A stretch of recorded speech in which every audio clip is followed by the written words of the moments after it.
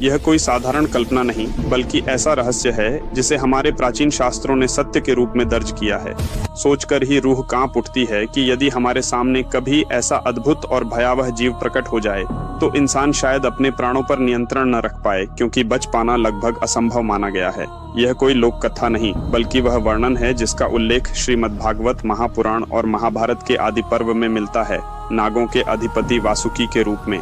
शास्त्र बताते हैं कि वासुकी नाग का आकार इतना विराट था कि उसका शरीर सैकड़ों योजन तक फैला प्रतीत होता था। एक योजन लगभग 12 किलोमीटर माना गया है, और यदि उसका स्वरूप 500 योजन का हो तो उसकी लंबाई लगभग 6000 किलोमीटर होती। इतना विशाल कि पर्वत उसके फन्नों में बंधकर साधारण लकड़ी की डंडी जैसे प्रतीत होते। उसकी आंखें अंगारों की तरह लाल थीं, जीभ बिजली की तरह चमकती थी, और जब वह फुफकारता तो आकाश, धरती और समुद्र तीनों थर्रा उठते। यही वासुकी समुद्र मंथन का आधार बना। उसका विराट शरीर मंदराचल पर्वत के चारों ओर लिपटा था।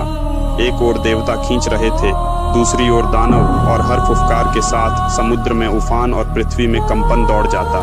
इतना भयावह और अद्भुत जीव जिसका नाम सुनकर देवता कांप उठे, वही वासुकी भगवान शिव के गले में मात्र एक आभूषण की भांति सिमटकर विराजमान है। यही सत्य बताता है कि शिव केवल मृत्यु के स्वामी नहीं, बल्कि काल, ब्रह्मांड और अनंत शक्तियों के अधिपति हैं।